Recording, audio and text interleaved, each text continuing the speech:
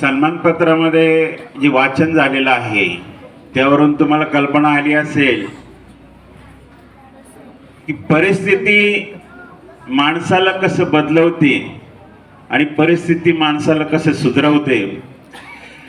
थोडंसं वाक्य तुम्ही ऐकलं, एकत्र कुटुंब पद्धतीत लाडाना वेडा झालेलो मी. ज्यावेळेस एकत्र कुटुंब विभक्त झालं, चुलते वेगळे झाले, मामा आमच्यात होते तेही वेगळे झाले, आत्या सेपरेट झाल्या आणि त्यानंतर हे सगळं म्हणू नये परंतु कधी कधी माणसं चुकतात. आमचे वडील चुकले आणि वडिलांनी होत्याचं नव्हतं केल्यामुळं थोडंसं रस्त्यावर येण्याची फार वेळ आलेली होती. परंतु 8वी नंतर आता खूप लाड होणं. विद्यार्थी मित्र, तुमचे बरेचसे पालक या ठिकाणी सगळे सुशिक्षित आहेत किंवा तुमच्यासाठी भरपूर किती गरीबातलं गरीब असं तुमच्याकडे लक्ष द्यात. कारण आजकाल प्रत्येकाला एक एक मुलगा एक एक मुलगी आहे. बरंचसं छोटे कुटुंब सुखी कुटुंब. पण त्यावेळेस मी एकटाच होतो. माझे तर इतके लाड होते, परंतु विभक्त झाल्यानंतर काय करायचं तेव्हा शिक्षणाचं महत्त्व कळलं. आणि कसा 10वीला पास झालो. तुम्हाला आश्चर्य वाटेल की मी पास क्लासमध्ये 10वी पास झालेला विद्यार्थी आहे. मला ते सांगायला काहीच कमीपणा वाटत नाही. मी पास क्लासमध्ये पास झालो. एकत्र असतं त्या कदाचित मी नापासही झालो असतो. परंतु विभक्त कुटुंब विभक्त झाल्यानंतर जी परिस्थिती उद्भवली, शेवटी आत्याकडे राहिलो. 9वी पासून मी चहाच्या हॉटेलवर होतो. आत्याने हॉटेल टाकलेलं होतं मुलासाठी. आज आमचा आत्याभाऊ या ठिकाणी उपस्थित आहे. काय करायचं सगळ्यात महत्त्वाचा प्रश्न. तुमच्या जीवनाचा टर्निंग पॉइंट हे तुमचे मित्र असतात, हे लक्षात घे. माझ्या नशिबाने 10वी पास झाल्यानंतर 11वीला गेल्यानंतर मला सगळे चांगले मित्र मिळाले. सगळे चांगले मित्र जे माझ्या पाठीशी उभे होते. मगाशी सांगितलं की इथं गरीब श्रीमंत तरी काहीच नव्हते. आम्ही कॉलेजवर झोपायचो. सकाळी उठून त्या ठिकाणी खेळायचो, मग घरी जायचो, पुन्हा कॉलेज सुरू व्हायचं. कॉलेज संपलं की पण हॉटेल. आता हे करीत असताना मी 12वी कॉमर्सला होतो. मी शिक्षक का झालो मला ते मुद्दाम सांगायचं आहे. तर शिक्षक झालो नसतो मी, पण 12वी कॉमर्स नंतर माझी साईट ज्यांनी बदलवली तो माझा परममित्र राजेंद्र काशीद आज या ठिकाणी उपस्थित आहे. सारखं मला म्हणायचं कॉमर्स नंतर काय करता. पण कॉमर्सला मी साहेब इतकं चांगलं होतो. प्रॉफिट अँड लॉस अकाउंट सगळं टॅली कसं करायचं काय अजून मला आठवतं. पण सारखा म्हणायचा पुढं काय करणार आहे, आपली परिस्थिती काय आहे. कॉमर्स नंतर काय फक्त बँकिंग क्षेत्र आहे. आर्टला जर घेतलं तर क्लेरिकलमध्ये जाता येईल, LLB करता येईल, BEd शिक्षक मास्तर होता येईल म्हणे डायरेक्ट म्हणायचं. आणि सगळ्यात महत्त्वाचं BEdची म्हणे किंवा आणि बाकीचे कामं. आता तो स्वतः डेलीजेसर विद्यापीठात लागलेला होता. न मग मलाही ते पटलं. त्यानेच ते सगळं बदलवलं. खोटं सांगून साहेबांचंच खोटं नाव सांगितलं. बापूसाहेबांचं प्राचार्यांना नाही बापूसाहेबांनी सांगितलं म्हणे ॲडमिशन चेंज करून द्या. प्राचार्य चेंजच करून देत नव्हती. 2 महिने होऊन गेलेले होते BComला, FY पण त्याच्या प्रयत्नामुळे मी BAला आलो आणि BA झालो. BA झालो. नंतर MA 1990 साली MA झालो. 1992ला BEd झालो. पण मला एक सांगायचं की रयतची ऑर्डर मला जी आली ती जर मी अजून एक दिवस पाहिली नसती तर माझी रयतमध्ये एंट्री झाली नसती. ऑर्डर येऊन 4-5 दिवस झालेले होते. मी तुम्हाला आश्चर्य वाटेल की BEd झाल्यानंतर मी खूप इंटरव्ह्यू दिले, परंतु या ठिकाणी रावरीचे माजी आमदार चंद्रशेखर कदम यांचे मामा स्वर्गीय शंकरराव देशमुख आमच्या शेजारी राहायचे. तो एक कुटुंब माझ्यासाठी खूप महत्त्वाचं होतं. त्यांची 2 मुलं मला मोठ्या भावासारखं आणि बाकीच्या मोठ्या बहिणीवर. मला म्हणे राजा जातो का म्हणे मंडळात, शिवाय शिक्षण प्रसारक मंडळात. कारण त्यावेळेस बापूसाहेबांच्या ताब्यात कारखाना नव्हता. म्हणलं ठीक आहे अण्णा. CHBवर सुरुवात केली. कॉलेजवर मानोरीला एकच वर्ग होता 11वीचा. आणि तुम्हाला विद्यार्थ्यांना सांगायला मला म्हणजे मला काही वाटत नाही की मी प्राध्यापक, ठीक आहे ज्युनियर कॉलेजला लागलं म्हणजे प्राध्यापक म्हणतात, भले ते CHB असो, विनाअनुदानित असो किंवा अनुदानित असो. मानुरवरून आल्यानंतर मी पुन्हा हॉटेलवर थांबायचो. कुठं चहा, मी इकडं कोण पाहत आपल्याला, अजून हॉटेल सर. आणि असंच 1 डिसेंबरला माझी ऑर्डर 1992 एंट्री झालेली मध्ये, पण ती ऑर्डर येऊन जवळजवळ 4-5 दिवस झालेली होती. गुरुवारचा दिवस होता आणि मी आल्यानंतर आता हॉटेलमध्ये गर्दी राहायची त्यावेळेस, नगरपालिका शेजारी जवळ हॉटेल राहायचं. आमच्या आत्या म्हणे तू लवकर ये. आमचा आत्या भाऊ खूप दूध नास होतं बाजारच्या वेळेस, म्हणजे कसं मी बनवायचं पटापटापट. पण ठीक आहे, मग घरी गेलो, जेवण केलं, फ्रेश झालो, कंगवा पाहत होतो. त्यावेळेस डोक्यावर केस होते. बरोबर, कंगवा कुठं आहे, कंगवा कुठं आहे. ताईला विचारलं आमच्या, ती म्हणे ते आरशाच्या मागं असेल बघ म्हणे. म्हणून ती पाहायला गेलो, ते पाकिट पडलं पटकन तिथून आरशाच्या मागं. अरे म्हटलं हे कधी, मी नाव वाचलं, म्हणजे कधी आलं. ते म्हणे अरे बरेच दिवस झाले, 4-5. मला ते इंग्रजी होतं, वाचता नाही आलं, दिलं ठेवून म्हणे तिथं. म्हणलं शापा. मग पाहिलं, मला वाटलं असेल.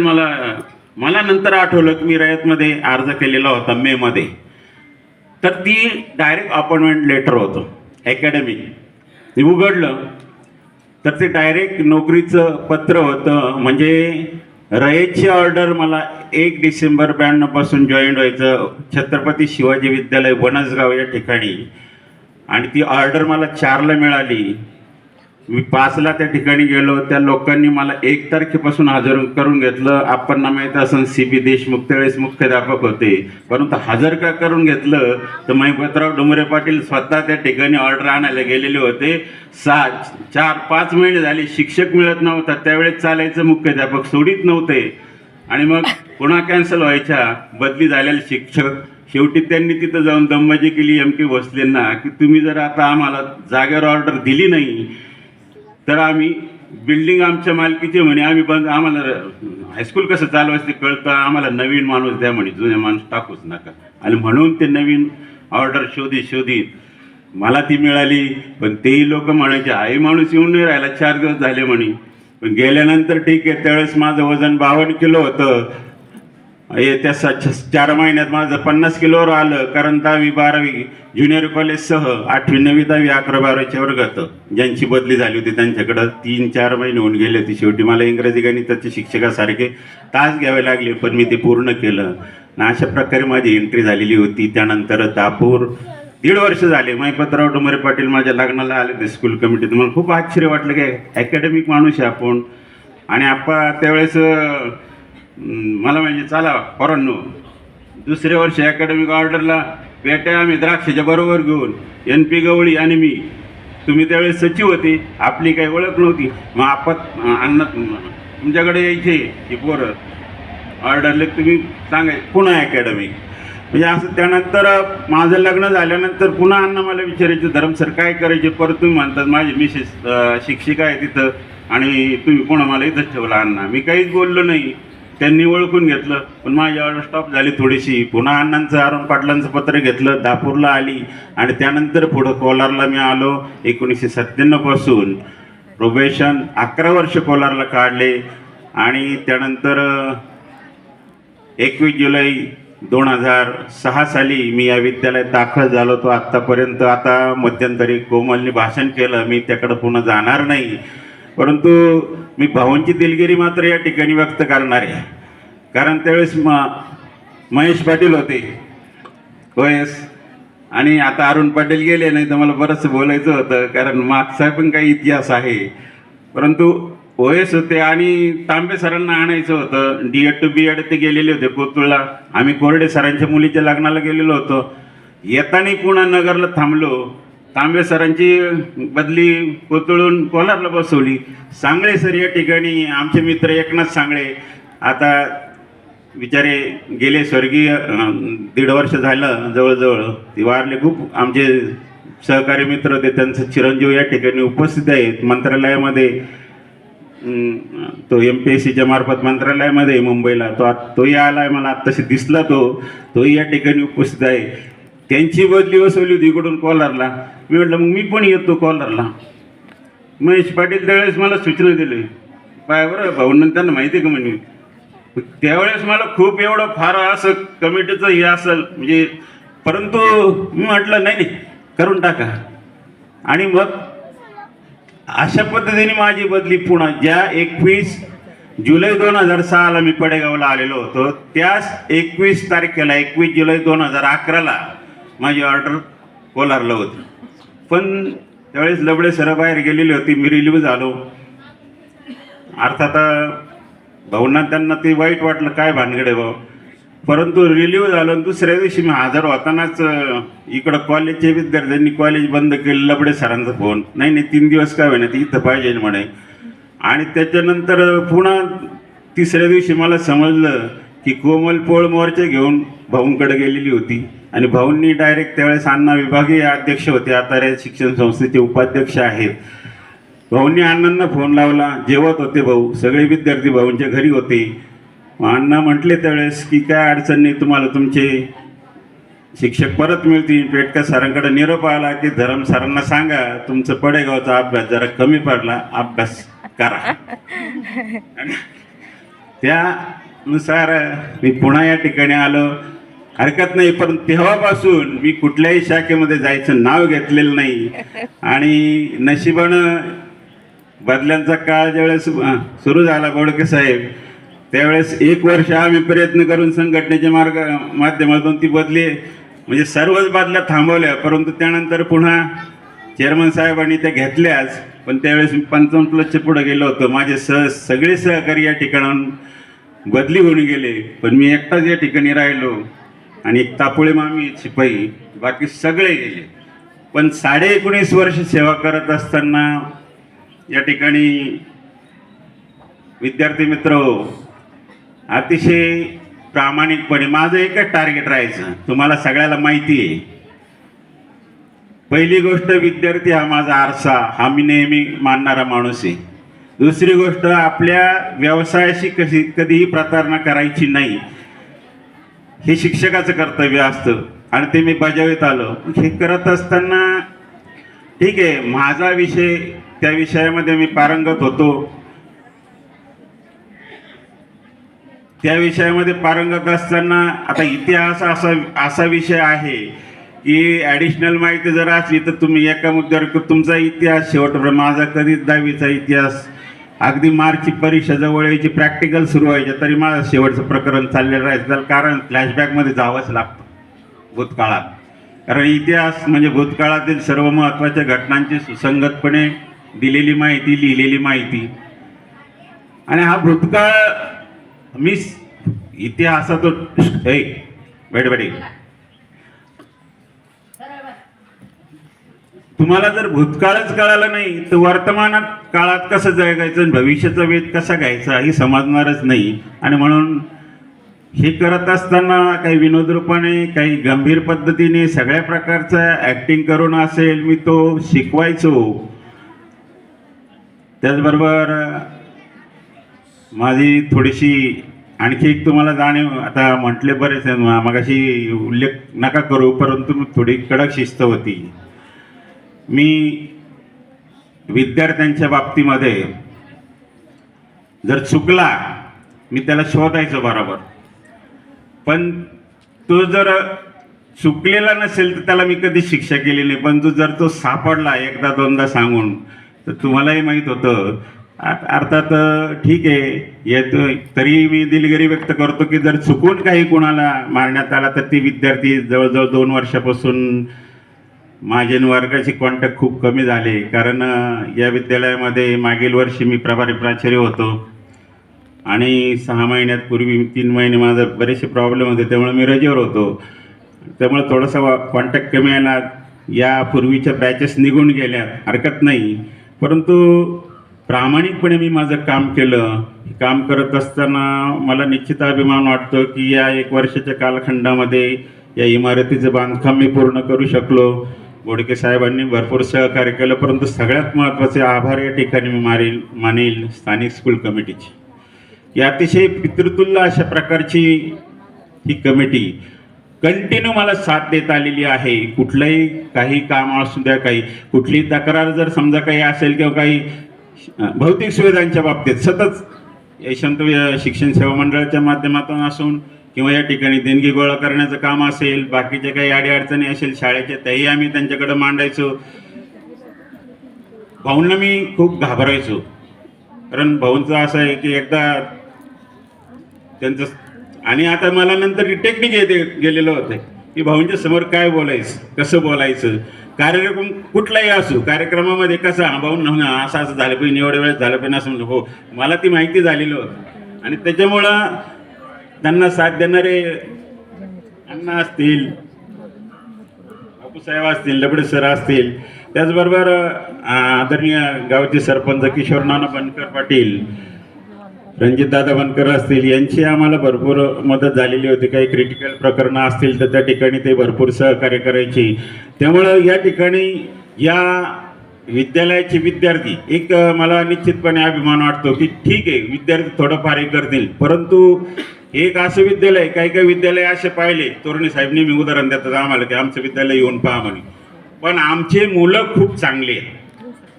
भांडण तंटा या ठिकाणी नावाचा प्रकार किरकोळ वाहनात ते प्रामाणिकपणे सांगायला येणार, परंतु गुंडगिरीचे प्रकार किंवा काय, शाळा सुटल्यानंतर शिस्तीत जाणे, अभ्यास करणे, या बाबतीत मी मुलांचं कौतुक करतो, या ठिकाणी मुद्दाम करतो, कारण विद्यालय तसं आहे शिस्तीच्या बाबतीमध्ये. आणि आता ते आणखी शिस्तीत चालेल, कारण तापही चांगला आलेला आहे. त्यामुळं तुम्हा सर्व विद्यार्थ्यांना या ठिकाणी मी धन्यवाद देतो. मी थोडंसं आवडतं, मला भरपूर बोलायचं होतं. कोलारला असतानाही मी 11 वर्ष त्या ठिकाणी, ठीक आहे, मी 9-10 वर्ष उभा खेळलो, 2 वर्ष स्टेट खेळलो. मला एक सांगायचं आहे की या ठिकाणी नामदेव काळे पाटील आलेले, 2 मिनटं उभे राहा. त्यांची कन्या, बसा, तिला मुद्दाम सांगायचं, जयश्री काळे नगरलाच आता SP कार्यालयामध्ये, ही विद्यार्थिनी होती. 7वीला मी ॲथलेटिक्स सुरू केलेलं असताना त्या सहज तिचा नंबर आला ॲथलेटिक्समध्ये पहिला तालुक्यात. आल्यानंतर जिल्ह्याला जायचं होतं, तर ती म्हणे सर मी नाही येणार. म्हटलं का बरं, तू तर चांगली आहे. कारण मला इंटरेस्ट यायला लागलेला होता, कारण मी ऑलरेडी पहिल्यापासून आम्हाला कॉलेजवर खेळायची सवय, हँडबॉल खेळलेलं आहे, व्हॉलीबॉल खेळलेलं आहे, आणि ॲथलेटिक्स क्रीडा प्रकारामध्ये मी धावण्याचं पण 400 मीटरमध्ये सहभाग राहायचा कॉलेजच्या ज्यावेळेस स्पर्धा असतील त्यावेळेस. पण मला तर इंटरेस्ट होता. मी तिला म्हटलं नाही म्हणे सर, मग काल पप्पा नाही म्हणतात म्हणे जिल्ह्यात. मी त्यांच्या घरी गेलो, नाही म्हणे तुम्ही काही करा, पाठवा म्हटलं मुली, तुम्ही स्वतः येत जा म्हटलं. ठीक आहे, ते म्हणे मी येतो जिल्ह्याला ती पोरगी पहिली आली आणि विभागाला गेली. पहिल्यांदा विभागाला गेल्यानंतर बालेवाडीचं सिंथेटिक ट्रॅक पाहिल्यानंतर 2 कोटीचं सिंथेटिक ट्रॅक, पोरगी घाबरली, ह्या ट्रॅकवर पळायचं का म्हणे. म्हणलं काय अडचणी, पण 1 तास आहे, एक तर अनवाणी पायाने पळावं लागतात किंवा सिंथेटिक ट्रॅकचेच स्पाईक त्या ठिकाणी लागतात. मग अनवाणी पायाने पळाली. मग त्यांना सांगितलं आता आपल्याला सिंथेटिक ट्रॅकचे स्पाईक घ्यायचे, आणि मग त्यांनाही इंटरेस्ट आला. दुसऱ्या वर्षीपासून त्या पोरीने विभाग मारला. पण आमचं नशीब असं की स्टेटला ग्रामीणला ती नेमकी दुसरी आली. पहिली येता तिने फिनिशिंग लाईनच्या अगोदर मागं कधी चेस करायची नसते, स्पीड चेक करायचं नसतं. कोल्हापूरची मुलगी मागं होती, परंतु हरकत नाही. पण तिच्या खेळाच्या बळावर ती पोलीस झाली. पोलिसातून पुन्हा BA झाल्यानंतर त्याच याच्याखाली तिने परीक्षा दिल्या, PSI झाली. आता PI आहे मला वाटतं नगरला SP ऑफिस. तर ते एक उदाहरण की मी ते करू शकलो. त्याच्याबरोबर आणखी एक बर्डे नावाची मुलगी होती. मुलंही चांगले होतं, परंतु ते ह्याच्या पुढं जात नव्हते, साथ देत नव्हते. परंतु तिने वडिलांनी मात्र भरपूर प्रॅक्टिस घेतली. प्रवरनगरला जायची, तिला बॉयल अंडे आणायचे. मी ती बालेवाडीला बॉयल अंडे पाहायला जायचं, सकाळी सवय लागली ती रंगी. तो एक भाग. आणि या ठिकाणी माझे जुने सहकारी या ठिकाणी उपस्थित आहे. मी लबडे सर अगदी शिक्षकांपासून तर मला सुपरवायझर झाले, त्यानंतर मला प्राचार्य झाले, प्राचार्यानंतर ती सेवानिवृत्त झाली. बाकीचे शिक्षक या ठिकाणी आलेले आहेत. या सर्वच सहकाऱ्यांनी आता आम्ही अगदी हसत खेळत हा काळ या ठिकाणी घालवलेला आहे. या सगळ्यांचं या ठिकाणी मी विशेष सहकार्य लाभलं, त्यांनाही या ठिकाणी मी धन्यवाद देतो. शेवटी अजून काही विषय आहेत, पण मी तर घेणार नाही कारण वेळ नाही. सगळ्यात महत्त्वाची गोष्ट म्हणजे विद्यार्थी मित्र, की परिस्थितीने मला घडवलं. परंतु ज्यावेळेस माझं लग्न झाल्यानंतर तो आता अण्णा नाही, त्यामुळे मी ते विषय बोलणार नाही. कारण अण्णा आमचे तेव्हापासूनचे गुरु होते. अरुण पाटील नाही, त्याच्यामुळे मी तो विषय घेणार नाही. परंतु माझ्या पत्नीच्या बद्दल या ठिकाणी बोललंच पाहिजे. कारण मी असा माणूस आहे की मला काही गोष्टी वेळच लागायची किंवा काय झालं का कधी कधी तिने माझ्या नोकरी करत असताना भरपूर बोलणे खाल्ले. 28 वर्ष ती मुख्याध्यापिका आहे. त्याच्या अगोदर ती भागीरथीबाई तनपुरे माध्यमिकला उपशिक्षिका होती. माध्यमिकडून प्राथमिककडे ती शिक्षिका म्हणून आली. ज्यावेळेस मी 1997ला प्रोबेशन ऑर्डर कोलारला मला मिळाली परमनंट, त्यावेळेस ती 1997ला मुख्याध्यापिका झालेली होती प्राथमिक विद्यालय. आणि 240 विद्यार्थी त्यावेळेस होते. ती विद्यार्थी संख्या जवळजवळ 800 पहिली ते चौथीची राऊरीला. तर हे सगळं त्याबरोबर प्रशासन, त्याचबरोबर साहेबांचे फोन, वहिनींचे फोन, उषाताई तनपुरेंचे, दादांचे फोन, शैक्षणिक बाबतीमध्ये विद्यालयाच्या, त्याचबरोबर नगरपालिका प्रशासन, बाकीचे काम, शाळा चालवणे, पालक कामं, हे सगळं धावपळ जीवनामध्ये पुन्हा सकाळी उठून माझा डबा करणे हे तरीसुद्धा हे सगळं माझ्या मुलांना घडवण्यामध्ये सगळ्यात महत्त्वाचा वाटा आहे तिचा. हे सगळे मुलं आता त्यावेळेस काही कामवाले बाई नेते नव्हते. सगळं घरातलं आवडायचं, धुणे भांडे करायचे, शाळाही पाहायची, पुन्हा यायचं. आता थोडंसं परिस्थिती स्टेबल झाली, त्याच्यामुळे आता आपण बायका ठेवू शकतो कामाला. परंतु तरी देखील तिला काही काही गोष्टी आवडत नाही, स्वतः करते. पण हे सगळं करत असताना कधी कधी आता मी दिलगिरी व्यक्त करतो की माझी धावपळ राहायची. रयत म्हटलं की गुरुकुल, अमुक धमुक हे प्रकल्प मलाही पळावं लागायचं, तिची धावपळ व्हायची. हे सगळं करत असताना मुलांचं संगोपन त्यांनी केलं. आता तिला मला विमान प्रवासाला न्यायचं. कारण असं आहे की हे सगळं करीत असताना तिचा ग्रुप एवढा मोठा आहे की ती काश्मीरपासून कन्याकुमारीपर्यंत फिरून आलेली. मीच थोडासा मागं राहिलोय. पण तिचं फिरण्याचं विश्व थोडं वेगळं आहे. तिला धार्मिक स्थळांना भेट द्यायला आवडतं. मी भरपूर फिरतो, परंतु मला नैसर्गिक स्थळांना भेट द्यायला आवडतं. पर्यटन भौगोलिक म्हणजे हा आमच्यात फरक आहे. परंतु आता या दोघांचा मिलाप करण्याचा प्रयत्न इथून पुढं मी करील. तिला या ठिकाणी मी धन्यवाद देईल. पुन्हा एकदा कार्यक्रमाला उपस्थित राहिलेल्या सर्वांचे या ठिकाणी मी आभार व्यक्त करतो. माझे सगळे जुने सहकारी, या ठिकाणचे गावकरी असतील, त्याचबरोबर सन्मान्य व्यासपीठ असेल, मॅडमचा स्टाफ असेल, सर्वच माझे नातेवाईक असतील, या सगळ्यांचं पुन्हा एक वार मी या ठिकाणी आभार व्यक्त करतो, त्यांना धन्यवाद देतो आणि व्यासपीठाची रजा घेतो. धन्यवाद. जय हिंद, जय कर्नाटक. धन्यवाद धरम सर. आपलं मार्मिक असं या ठिकाणी विद्यार्थ्यांना मार्गदर्शन, भावनिक साथ घालणारं आपणास मनपूर्वक शुभेच्छा. आणि यानंतर विनंती आहे आजच्या कार्यक्रम